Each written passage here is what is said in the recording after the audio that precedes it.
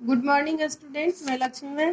पिछले दिन आपको औपचारिक पत्र के बारे में बताई थी। आज मैं फिर औपचारिक पत्र का ही कुछ शेष भाग बता रही। औपचारिक पत्र में पिछले दिन बताई थी बधाई पत्र, शुभकामना पत्र और धन्यवाद पत्र किसे लिखा जाता है। अब अगला है आपका शिकायती पत्र।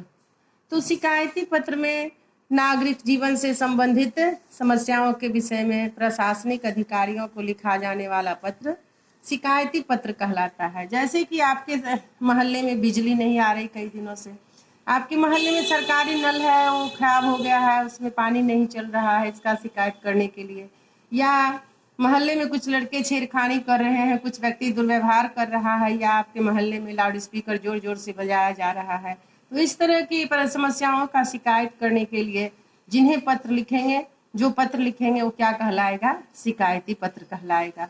तो आप शिकायती पत्र किसे लिखा जाता है ये आपको हेडिंग पत्र में दिया हुआ रहता है, क्वेश्चन में दिया रहता है कि इस आदमी को आप इस संबंध में पत्र लिखें। तो हेडिंग के लिए आपको परेशान नहीं होना है, हेडिंग क्वेश्चन में दिया हुआ रहता है।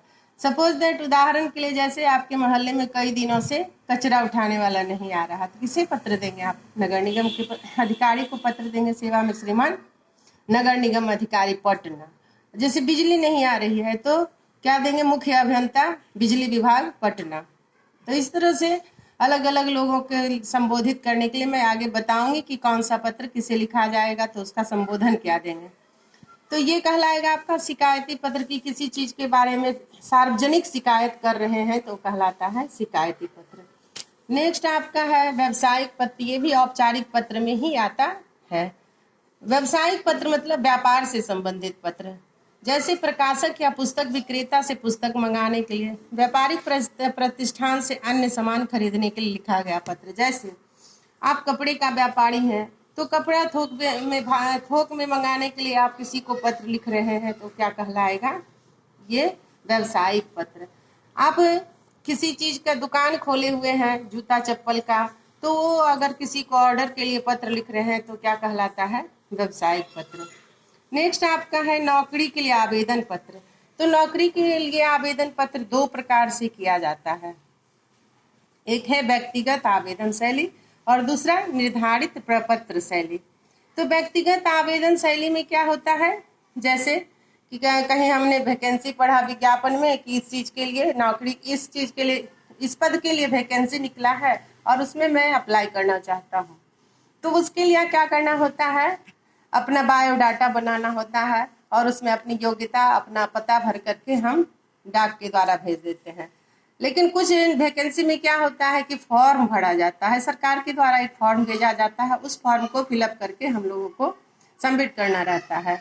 तो व्यक्तिगत पत्र जो होता है, खुद से जो फॉर्म बना करके भर के भेजते हैं, लेटर भेजते हैं, वो क्या कहलाता है? व्यक्तिगत आवेदन शैली। इसमें बायोडाटा अपने हिसाब से बना करके, अपनी योग्यता दे करके, अपना एड्रेस स्वयं दे करके लिख के भेजना पड़ता है। अपनी योग्यता और कार्य के अनुसार बायोडाटा बना करके कार्यालय को भेजा जाता है और योग्यता खोजा जाता है, उस कॉलम में पूरा लिखना पड़ता है तथा व्यक्तिगत रूप से नौकरी के लिए प्रार्थना किया जाता है। नेक्स्ट बताएं कि आपका उसमें नौकरी के लिए दूसरा पत्र क्या प्रारूप होता है? दूसरे पत्र का निर्धारित प्रपत्र शैली में कार्यालय द्वारा या कंपनी के द्वारा या सरकार की ओर से विज्ञापन निकलने पर, यानी वैकेंसी निकलती है, उसका एक फॉर्म मिलता है और उसको पूरी तरह से भर करके उसकी जानकारी देने के लिए कॉलम बना रहता है। उसी आधार पर कॉलम भर करके जब हम जमा करते हैं तो वो क्या कहलाता है? निर्धारित प्रपत्र कहलाता है। तो व्यक्तिगत प्रपत्र और निर्धारित प्रपत्र समझ गए।